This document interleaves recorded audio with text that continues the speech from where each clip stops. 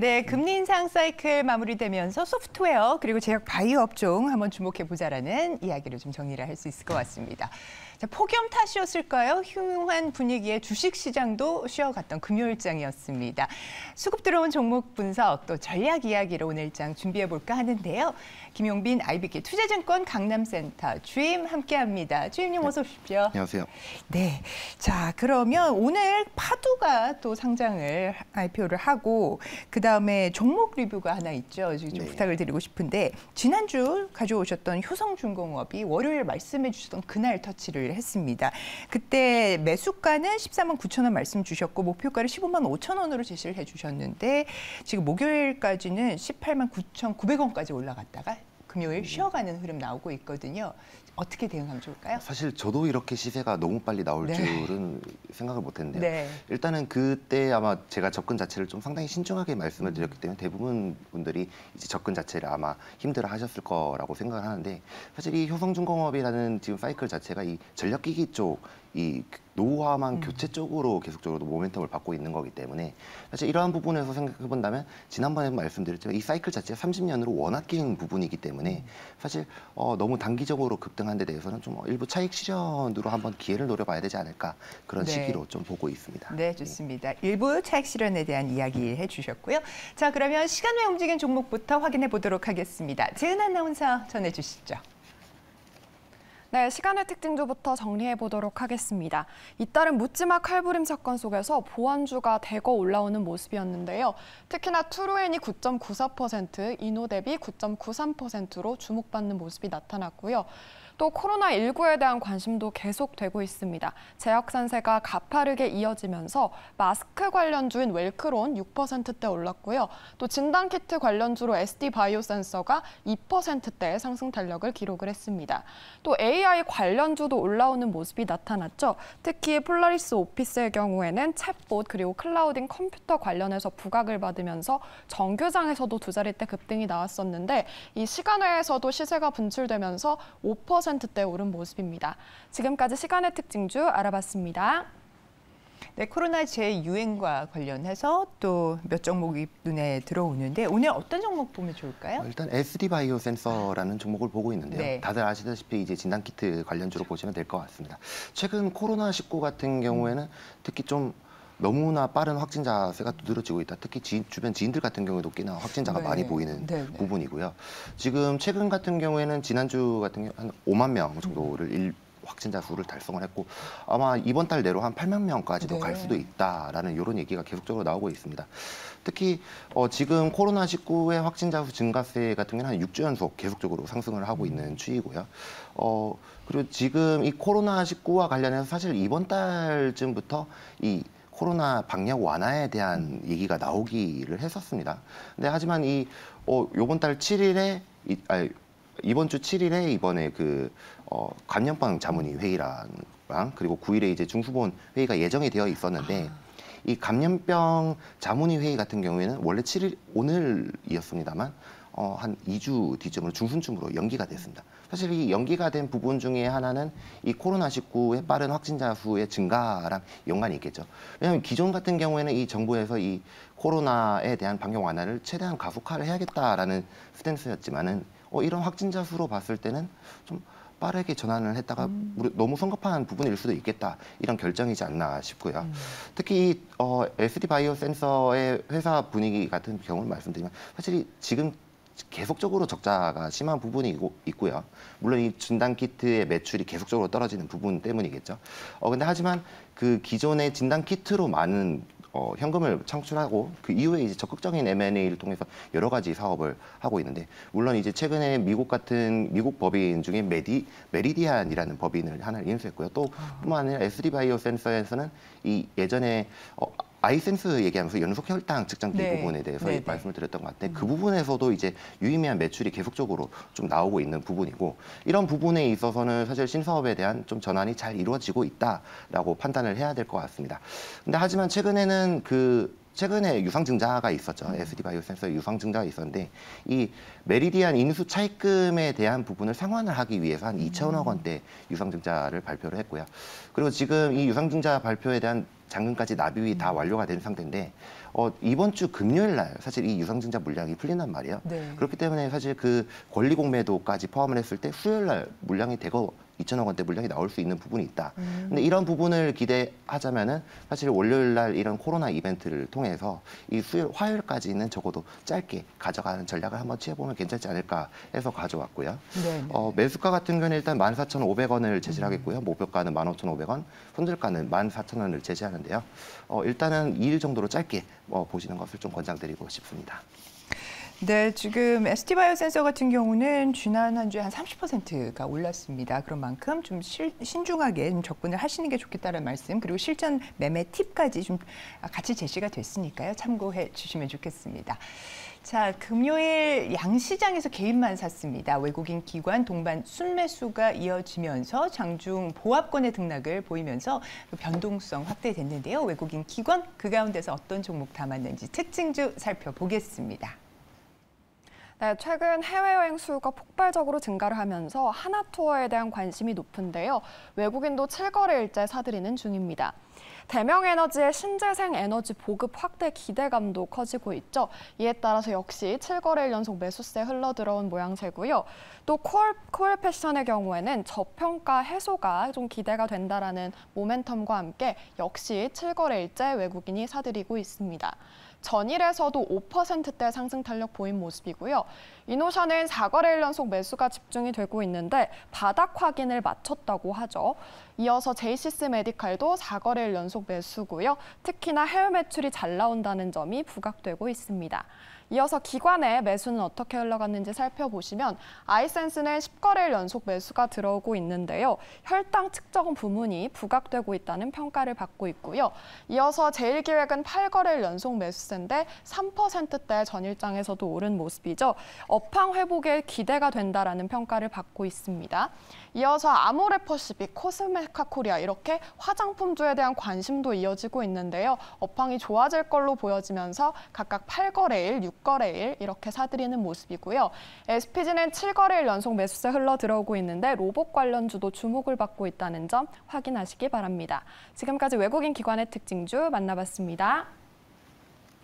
네, 제일기획과 이노션이 보여서 말씀을 안 드릴 수가 없는데 1분기 부진을 딛고 광고업계 좀 몸값이 높아지고 있다. 이거 좀 확인할 수가 있을 것 같습니다.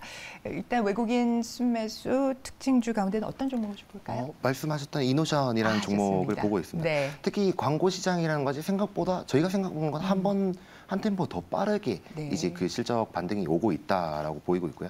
특히 이 광고 시장이라는 것이 1분기, 2분기 동안 계속적으로 시장에 대한 좀 부진이 있다라는 것이 이제 시장의 거의 중론이었는데 네. 왜냐하면 사실 이 네이버, 카카오라든지 아니면 뭐 예전에 아프리카 TV라든지 이런 플랫폼 관련주뿐만 아니라 사실 광고 관련주들도 계속적으로 그 주가가 이제 계속 조정을 받아왔던 것은 2분기에도 광고 시장은 특히 좀 많이 안 좋을 것이다라는 부분이었습니다. 이번 실적 발표를 통해서 상당히 좀 다른 양상을 보여주고 있다라는 것이고요. 특히 2분기 실적 광고 업체들의 실적을 봤을 때는 네. 특히 1분기가 저점이었다라는 것이 이제 거의 다 이제 구조적인 상태고 특히 2분기 같은 경우에는 이 광고 단가의 상승이 이미 확인이 됐다라는 것으로 보이고 있습니다. 특히 이노션 같은 경우는 2분기에 실적의 서프라이즈가 나왔었는데 이 실적 서프라이즈가 나올 수 있었던 배경에는 특히 3분기에 나왔어야 할 EV향 이 캠페인 이제 그 현대기아차 쪽 캠페인이 특히 2분기 쪽으로 몰아주게 되면서 이런 실적 서프라이즈가 나올 수 있었던 기회가 있고요. 그리고 지금 광고업계 자체에서도 앞서 말씀드렸다시피 이 광고 시장의 변화 같은 경우는 이 광고 업종에 대한 좀 재평가를 해줘야 되는 지금 기회가 그렇죠. 아닌가라고 생각을 하고 있습니다. 그리고 이노션 같은 경우는 사실 대부분 분들이 이제 계열사에 대한 이런 매출이 좀 상당히 많이 의지하기 때문에 나중에 앞으로 예를 들어서 그 뭐 현대기아차의 지금 사실 기저 효과로 인해서 실적이 계속 잘 나오고 있는 부분이잖아요. 이런 게 언제까지 지속될 것인지. 그러면 3분기부터 만약에 잘못된다면은 이노션도 문제가 되는 거 아니냐라고 이렇게 생각을 하실 수 수도 있는데 이노션 같은 경우에는 비계열사에 대한 매출도 상당히 많이 늘어나고 있고요. 네. 그리고 뿐만 아니라 3분기, 4분기, 특히 하반기에 들어서서는 뭐 산타페라든지 앞으로 나올 또 EV라든지 이런 캠페인이 상당히 많이 남아있기 때문에 이런 부분에 있어서는 실적 우려는 좀 많이 없는 상태다라고 보시면 될 것 같고요.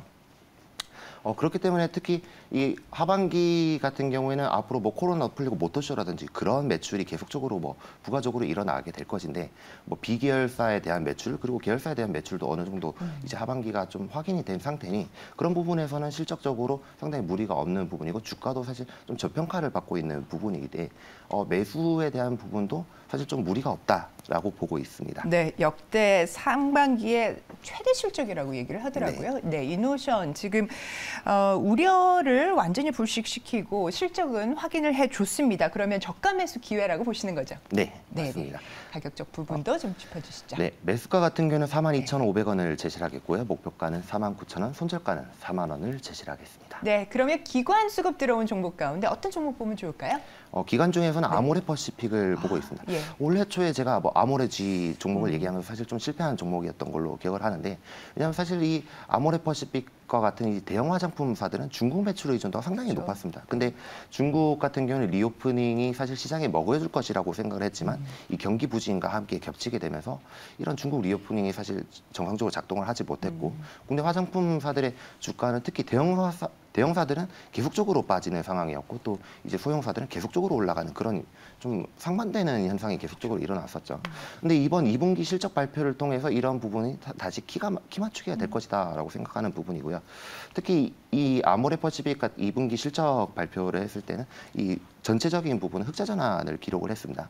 물론 이 중국향 매출에 대해서는 사실 좀 적자를 기록한 부분이 있습니다만 그래도 좀 유의미했던 거는 중국향 매출에 대해서 분기 대비 좀 매출액은 소폭 반등을 했다라는 부분이고요. 근데 이 적자를 기록한 부분에 대해서는 특히 재고 조정으로 인한 적자를 기록을 했기 때문에 그래도 좀 눈 감아 줄만 하지 않을까라고 이제 이렇게 시장에서 얘기를 하고 있는 것이고 이 아모레퍼시픽의 사실 주된 좀 모멘텀이라고 해야 될까요? 좀 체급이 바뀌었다라고 생각을 하는 것 중에 하나는 이 북미향 매출이 그러니까 비중국향 매출이 상당히 많이 올라갔다는 겁니다.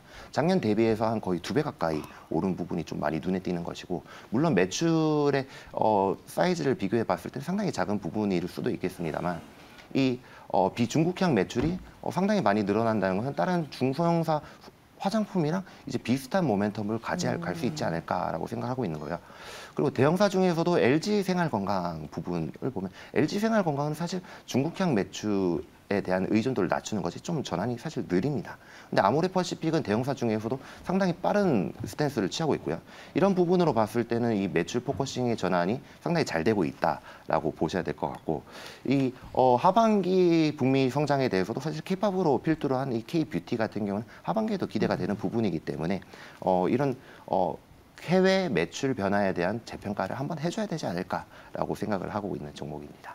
네, 좋습니다. 아모레퍼시픽 2분기 흑자 전환을 기록을 했고 지금 목표가 어떻게 보시는지 궁금해요. 트레이딩도 전략도 알려주시죠. 매수가 같은 경우는 12만 1,000원을 제시하겠고요. 목표가는 16만 원, 손절가는 짧게 11만 원으로 제시하겠습니다. 네, 좋습니다. 자, 상장사 2분기 실적 발표 반환점을 돈 가운데요. 매출과 이익 비롯한 기업 펀더멘탈의 증시 영향이 커지고 있는 모습입니다. 지난 금요일 같은 경우 네이버가 사상 최대 분기 실적을 발표를 했죠. 또 국내 타이어 3사의 수익성도 빠르게 개선되는 것으로 나타났습니다. 오늘 실적 발표에 나서는 기업들의 증권사 추정 전망치 확인해 보겠습니다. 네, 오늘장 실적 발표 기업 하나하나 만나보도록 하겠습니다. 먼저 한국항공우주는 매출액은 9%대 늘어날 걸로 보여지지만 영업이익이 0.21% 소폭 감소할 걸로 예상이 되고 있는데요. 수출 프로젝트가 적은 상황이라고 하고요. 지주사인 KT에 대한 관심도 이어질 걸로 보여지는데 매출액은 3%대 그리고 영업이익은 13%대 급증할 걸로 보여지고 있습니다. 비통신 강자로 불확실성이 점점 줄어드는 기간이다라는 평가고요. 이어서 CJ제일제당은 1%대 매출액 빠질 걸로 보여지고 영업이익은 36%대 급감할 걸로 예상이 되고 있는데요. 해외 시장 확대 모멘텀이 있지만 주요 식음료 이 제품 가격 인하에 대한 부담을 갖고 있습니다. 이어서 CJ 대한통운은 5%대 매출액 감소 그리고 영업이익은 0.14% 내릴 걸로 보여지고 있는데요. 본업 성장 둔화 그리고 성장 동력 부재가 발목을 잡고 있습니다. 다음 장 이어서 살펴보도록 하겠습니다. 네, 이어서 코오롱 인더넷 매출액은 4%대, 영업이익은 30%대 급감할 걸로 예상이 되고 있는데요. 비용 증가에 따른 수익성 악화 구간이라는 분석입니다.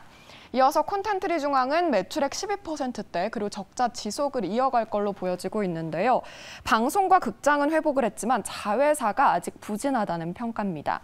다음으로 롯데에너지 머티리얼즈는 매출액 0.19% 상승, 영업이익은 51%대 급감할 걸로 예고가 됐고요.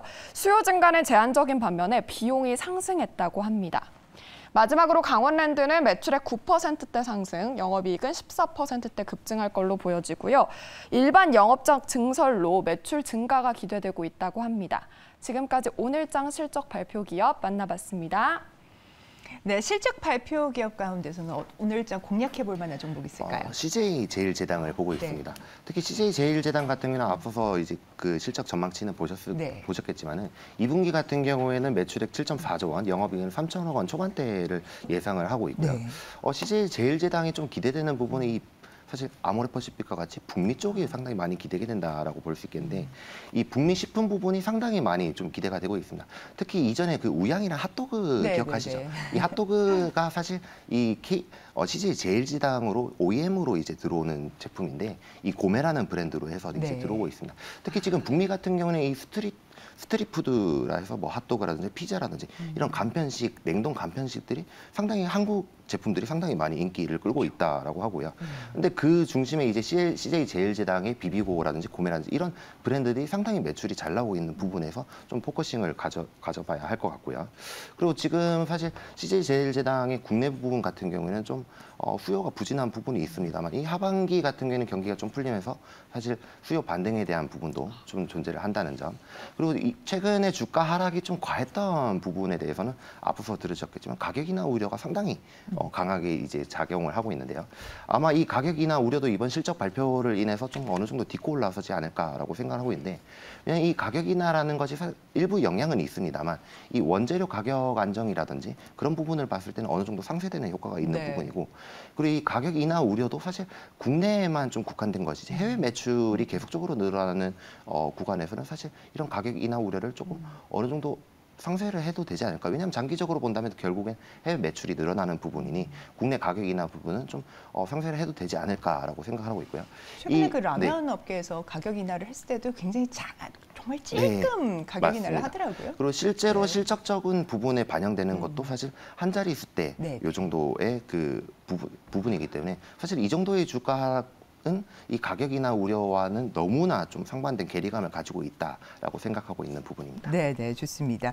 현 주가가 역사적 밴드에 정말 최하단에 있다 이렇게 얘기를 하던데요. 어떻게 가격적인 접근은 해보면 좋을까요?